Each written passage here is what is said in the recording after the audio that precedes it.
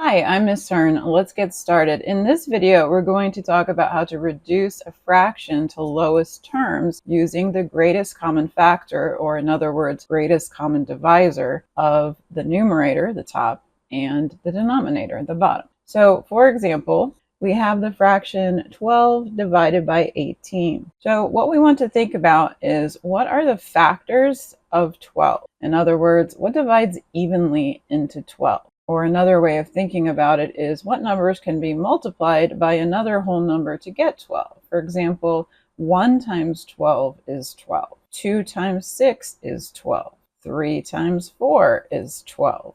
And we're going to think about the same thing for 18. What pairs of numbers could be multiplied to give us 18? It's best if you start with 1 times 18, and just keep increasing the number on the left until you kind of run out of numbers. Here's what I mean. So 2 goes into 18 9 times. So 2 times 9 is 18. 3 goes into 18 evenly also. 3 times 6 is 18.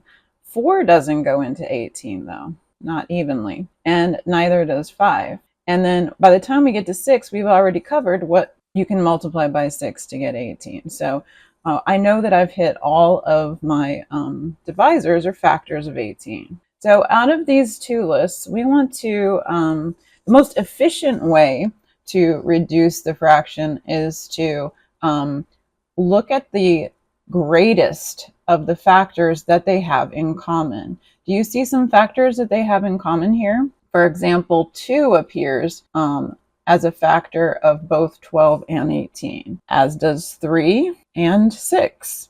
And those are the only common factors. So the most efficient way is to focus on the largest of these. So I'm going to think of 12 not as 12, but as 2 times 6. And I'm going to think of 18 not as 18, but as 3 times 6. Now when 2 times 6 is divided by 3 times 6, and remember, a fraction is really just division, you can divide the 6 by the 6, which is going to leave a factor of just 1 behind. So 2 times 1 is just 2, and 3 times 1 is just 3. So we can see that 12/18 is just another way of writing 2/3. Let's look at another example. We're going to look at 48/60. Okay, so let's think about numbers that multiply together to give you 48. So 1 times 48 is 48. 2 goes into 48 24 times, so 2 times 24. 3 goes into 48 16 times. 4 goes into 48 12 times. 5 doesn't go evenly into 48. 6 goes evenly into 48. It goes in 8 times. 7 doesn't go in, and then if we get back to 8, we're already done. So we have all of the possible factors of 48. And let's think about 60. 60 can be thought of as 1 times 60, 2 times 30, 3 times 20, 4 times 15, 5 times 12, 6 times 10. 7 doesn't go evenly into 60, and neither does 8, neither does 9. And by the time we get back to 10, well, we've already covered 10. So I know that I'm done. These are all of them. So let's look and see which of the numbers in the list, the 48, which of the factors of 48 are in common with the factors of 60. And in particular, what's the largest of those? So I'm going to start with 48. That's not in common. Is 24 in common? Nope. How about 16? Nope. But 12 is. So I'm going to think of 48 as 4 times 12 and 60 as 5 times 12.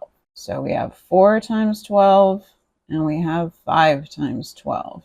Okay, so remember, when we're dividing and everything's being multiplied in the top and in the bottom, we have a factored form. That's what it's called when something's written as a product. You can divide each factor by 1 in the top by 1 in the bottom. So 12 goes into 12 one time. So we're left with 4/5. And we've completely reduced that to lowest terms. There is another approach to this. Sometimes we notice a factor, but we don't necessarily notice the largest factor that the two numbers have in common. Is that necessarily a problem? No. So I'm going to redo 48 over 60, and I'm going to pretend that I didn't notice that 12 was the greatest common factor.